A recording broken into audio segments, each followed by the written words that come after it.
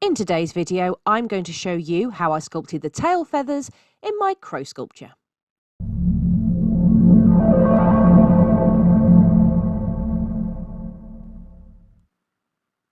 So I'm using Cosclay for these feathers because I want them to be a bit more durable as they're protruding slightly.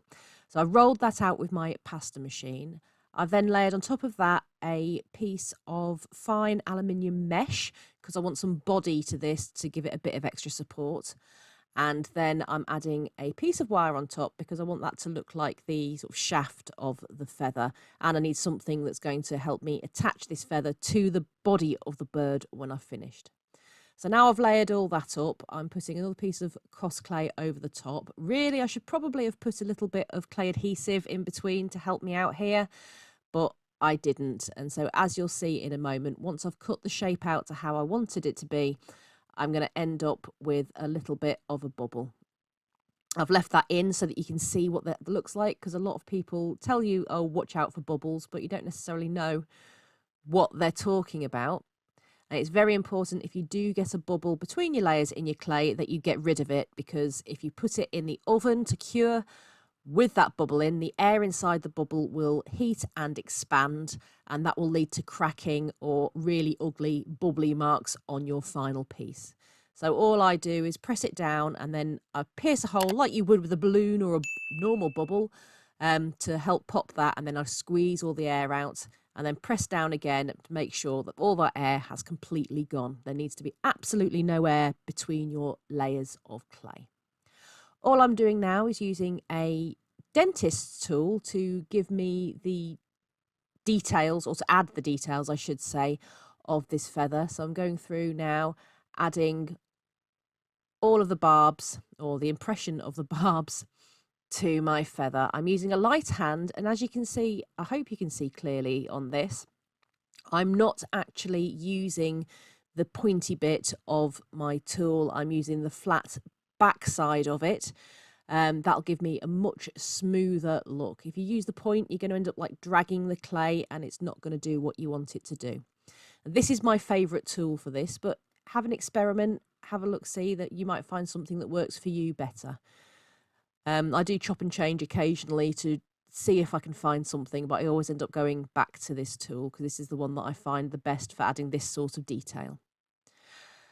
I'm now using a tissue blade to remove that from my surface, and as you can see, spot the deliberate mistake. I should have done this before I started adding my detail. I should have turned it over just to make sure that both sides were the same. But it's not a big deal. I'm just going to go back over again, exactly the same as I did before. Once I've cut off, I used an X-Acto knife to cut off that extra clay, and I'm just going as before, being gentle because I don't want to smush this into the surface, because I do have some details at the back. I'm obviously going to have to neaten that up because I have cut a bit off, but I want to preserve as much as possible. Now, this was trial and error for me as well, so I made all the stupid mistakes, so you don't have to, as I was learning as I went along. Now, when you're adding these details and these barbs to your feathers, they don't have to be exactly perfect. Just make sure you don't make them dead straight. They need an ever so slight bend to them to make them look that bit more natural. And at the ends, I'm trying to sort of mess up the ends. Not mess up, that's not the word I'm after. I'm trying to make them a bit more jaggedy at the very, very edges, like normal feathers would be. If you pick up a feather that's fallen onto the floor and you look at it, yes, most of them are neat and tidy, but the very, very ends, they're not necessarily completely smooth. So I'm just trying to sort of mimic that. I wasn't happy with how the sort of shaft was looking, so I'm adding a tiny thin sausage of clay that I've sort of rolled out and made slightly pointier at one end, and I'm just putting that along where the shaft goes, and I'm going to blend that in with my dentist tool just to make it sure it sits where I want it to. And I just wanted it to protrude slightly more than what it was from just drawing it in. So I'm just making sure that's all positioned where I want it to be. And now I've decided it's a bit too much, so I'm using the tissue blade just to slightly scrape off just about half of what I'd added. And then I'm using that dentist tool once again just to reshape and place it where I want it. You can see here that a bit of the wire had poked through. So I've just made a patch of clay to cover that up, and I'm just going over with the detail. That just happened because the clay is obviously getting thinner as I'm working it and adding more and more detail. It's sort of pulling it out and thinning that clay. So occasionally patchwork is needed. All that's left after I've just finished neating up the final details is to add a little bit of clay softener just to soften those details out a little bit and get rid of any fingerprints if there were any. I used slightly too much there. And then that is ready to bake. To bake this, I attached it to a bulldog clip and then slotted that bulldog clip up between the grates in my oven shelf, and then secured that in place with a skewer through the holes of the bulldog clip so it sort of hanged down.